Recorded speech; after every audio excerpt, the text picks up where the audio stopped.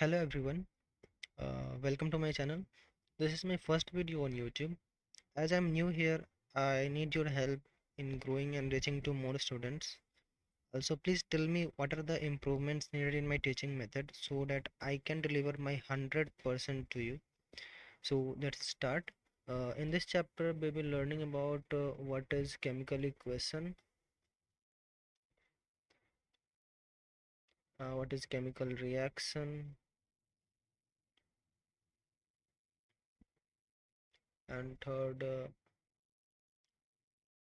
what are different types of reaction,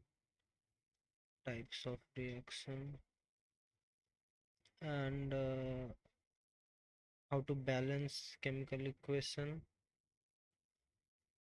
balancing basically. So all these 3 4 points, and there would be more we will be study in this chapter. So let's start. So it's chapter 1 of NCRT class 10th chemistry, chemical reactions and equations. So what is chemical reaction and what is chemical equation, we will learn. So here's consider the following situation of daily life and think what happens when milk is left at room temperature during summers. तो जब milk को room temperature पे summer में रखते हैं तो क्या होता है, ये कर्ड बन जाता है ना। और आयरन पैन या फिर नेल को जब एक्सपोज करते हैं ह्यूमिड एटमॉस्फेयर में तो ये रस्ट में कन्वर्ट हो जाता है। ग्रेप्स फर्मेंट होकर अल्कोहल और लिकर वगैरह ये सब बनाते हैं, और फूड जब कुक करते हैं तो उसका केमिकल कंपोजिशन चेंज हो जाता है। Food get digested in our body. तो यहाँ पे जब डाइजेस्ट होता है तो पता ही है कि चर्निंग ऑफ फूड होता है, उसके बाद फिर कंबसन ऑफ फूड होता है जिसमें एनर्जी रिलीज होता है, और जब रेस्पायर करते हैं तो वही कंबसन ऑफ फूड रेस्पिरेशन। तो ये सब एक केमिकल चेंज है जिसे वापस से रिवर्स नहीं किया जा सकता। जैसे अगर एक बार फूड का मतलब डाइजेशन हो गया तो उसे वापस हम सेम फूड नहीं ला सकते। तो ये सब एक केमिकल चेंज है जिसे रिवर्स नहीं किया जा सकता है। In all this above situation the nature and identity of initial substance have somewhat changed. We have already learned about physical and chemical change of matter in our previous class, जो कि 9th में पढ़े होगे तुम लोग, matter in our surrounding में। Whenever a chemical change occur, we can say that a chemical reaction has taken place. जब पे chemical change हो रहा है तो तब बोल सकते हैं कि chemical reaction हो चुका है। जब भी कोई प्रोसेस हो रहा होगा जिसमें केमिकल चेंज हो रहा है तो उस केस में केमिकल रिएक्शन वहाँ पर हो ही रहा होगा, ये तो कंफर्म है। You may perhaps be wondering as to what is actually meant by chemical reaction. How do we come to know what the chemical reaction has taken place? Let us perform some activities to find the answer of these questions. So here's the activity 1.1. So it's basically, it has taken a magnesium ribbon which is cleaned properly by sandpaper। और यहाँ पे एक question ये बन सकता है, अच्छा पहले ये बता दूं, मैग्नीशियम रिबन लिया गया जिसे स्पिरिट लैम्प या फिर बर्नर की मदद से यहाँ पर हीट कर रहे हैं, तो यहाँ पर एक ब्राइट लाइट हमें देखने को मिलता है और नीचे कुछ पाउडर फॉर्म में गिरता दिखता है। तो बेसिकली ये जो पाउडर होता है मैग्नीशियम ऑक्साइड होता है MgO, और यहाँ पर ये मैग्नीशियम रिबन है Mg। तो यहाँ पर क्या हो रहा है कि मैग्नीशियम है वो ऑक्सीजन से रिएक्ट करके MgO बना रहा है, मैग्नीशियम ऑक्साइड बना रहा है। तो ये पढ़ लेते हैं एक बार। Clean a magnesium ribbon about 3 4 cm long by rubbing it with sandpaper. Hold it with a pair of tongs. Burn it using a spirit lamp or burner and collect the ash so formed in a watch glass as shown in figure 1.1। ये watch glass है जिसमें ये collect किया जा रहा है magnesium oxide को, white powder type something. burn the magnesium ribbon keeping it away as far as possible from your eyes. What do you observe? तो वही ऑब्जर्व करेंगे कि यहाँ पर बहुत ज़्यादा ब्राइट लाइट हमें देखने को मिलता है और वाइट पाउडर फॉर्म में नीचे में वाटर ग्लास में कुछ डिपॉजिट हुआ दिखता है। तो ये जो वाइट पाउडर है वो हमारा मैग्नीशियम ऑक्साइड हो गया। और यहाँ पर एक ये लाइन है, हाँ, clean a magnesium ribbon about 3 okay bye rubbing with sand paper. तो इसे क्लीन करना क्यों इम्पोर्टेंट?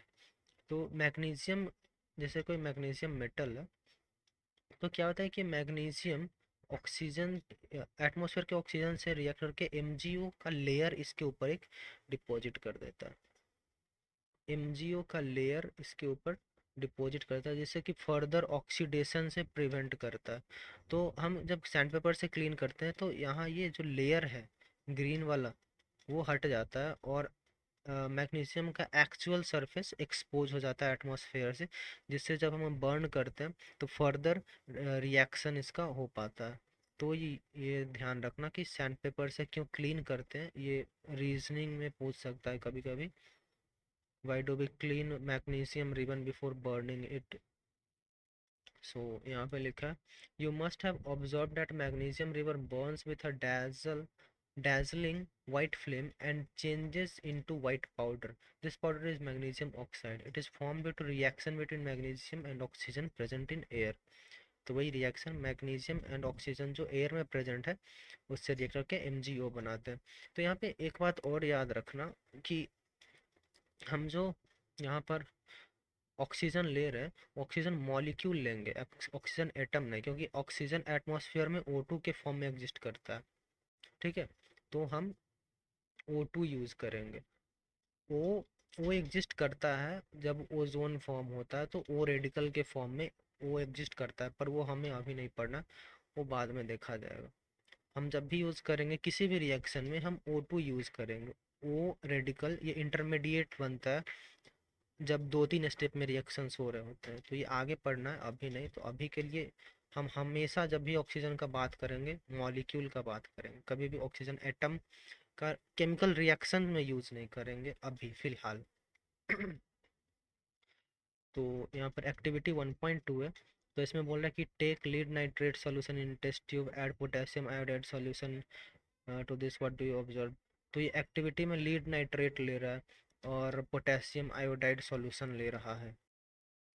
तो जब लीड नाइट्रेट और पोटेशियम आयोडाइड रिएक्ट करेंगे, lead nitrate that is PbNO3 whole twice plus potassium iodide Ki, तो ये मिलकर बनाएंगे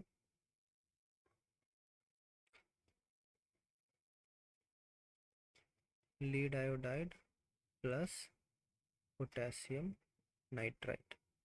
तो ये रिएक्ट करके ये बनेंगे। तो और एक्टिविटी 1.3 में लिख रखा है, a few zinc ग्रैन्युल्स in a conical flask और अ टेस्ट ट्यूब। तो जिंक ग्रैन्युल्स मतलब जिंक के छोटे छोटे दाने लेने हैं एक कोनिकल फ्लास्क में या टेस्ट ट्यूब में। ये शायद उसी का इमेज है, हाँ ये कोनिकल फ्लास्क हो गया और ये जिंक ग्रैनुअल्स हो गए यहाँ पे छोटे छोटे। और dilute sulphuric acid, add dilute hydrochloric acid और सल्फ्यूरिक एसिड। तो हाइड्रोक्लोरिक एसिड या फिर सल्फ्यूरिक एसिड दोनों में से कोई एक ऐड करना है। उसके बाद हमें ऑब्जर्व करना है कि क्या हमें दिखता है। तो इसने क्या लिया, जिंक ग्रैनुअल्स लिया और इसको हाइड्रोक्लोरिक एसिड में डाला और सल्फ्यूरिक एसिड, ये दो एसिड बोला है, किसी एक में हाइड्रोक्लोरिक एसिड या सल्फ्यूरिक एसिड में डाला तो क्या बनेगा? तो यहाँ पे ZnCl2 बनेगा और H2 गैस इवॉल्व होगा, बाहर आएगा। और यहाँ पर क्या बनेगा, ZnSO4 zinc sulphate and hydrogen gas evolve होगा। तो इस पेज में ये 3 रिएक्शंस हैं और फर्स्ट पेज में वो मैग्नीशियम वाला रिएक्शन, ये 4 reactions Mg plus O2 MgO, ये 4 रिएक्शंस हैं जो कि काम के हैं अभी फ़िलहाल के लिए। हाँ, तो क्या हुआ कि जब जिंक जो है डाइल्यूट सल्फ्यूरिक एसिड से रिएक्ट करेगा, डाइल्यूट है ये, ठीक है, डाइल्यूट से जब रिएक्ट करेगा तो जिंक सल्फेट बनेगा, ZnSO4 बनेगा और हाइड्रोजन गैस इस पाइप के थ्रू यहाँ से बाहर निकलेगा। और इसे कैसे चेक करेंगे कि हाइड्रोजन गैस निकल रहा है? तो उसका एक एक्सपेरिमेंट तुम लोगों ने नाइन्थ में किया होगा कि जब भी हम बर्निंग मैच स्टिक को उस पाइप के क्लोज ले जाएंगे तो वो पॉप साउंड के साथ वो मैच स्टिक मतलब बंद हो जाएगा, बुझ जाएगा। तो उससे पता चलता है कि वो हाइड्रोजन गैस वहाँ से इवॉल्व हो रहा है। अब बोल रहा है कि from the above three activities we can say that any of the following observation help us determine whether the chemical reaction has taken place और नॉट। जैसे कि अगर इन चारों में से कुछ भी हो रहा है चेंज, तो हम ये कंक्लूड कर सकते हैं कि वहाँ पर केमिकल रिएक्शन हो रहा होगा। जैसे कि अगर चेंज ऑफ स्टेट मतलब उसका कोई स्टेट चेंज हो रहा है, स्टेट जैसे सॉलिड से एक्वस बन रहा है या फिर एक्वस से गैस बन रहा है या फिर सॉलिड से डायरेक्ट गैस बन रहा है, तो वो सब हम कह सकते हैं कि केमिकल रिएक्शन वहाँ पर हो रहा है। और चेंज इन कलर, कलर का चेंज हो जाए, ब्लू से रेड हो जाए, रेड से ब्लू हो जाए, तो वहाँ पर भी हम कह सकते हैं कि केमिकल रिएक्शन हो रहा है।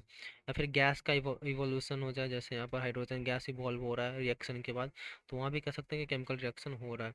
और टेम्परेचर जब चेंज हो जाए, तो टेम्परेचर चेंज का केस जैसे वहाँ पर मैग्नीशियम रिबन को जब बर्न करे तो हमें जो white dazzling flame sorry white dazzling bright light जो दिख रहा है वो एक्चुअली ह्यूज टेम्परेचर को इंडिकेट करता है, तो वहाँ पर भी टेम्परेचर चेंज हो रहा है।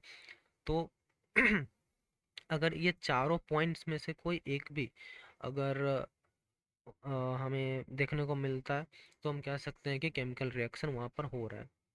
As we observe the changes around us, we can see that there is a large variety of chemical reactions taking place around us. We will study about the various types of chemical reaction and their symbolic representation in this chapter. तो वही है कि दूसरे बहुत तरह के chemical reactions जो होते हैं उनके बारे में पढ़ेंगे और उनका सिंबॉलिक रिप्रेजेंटेशन कैसे लिखना है वो सब इस चैप्टर में जानेंगे।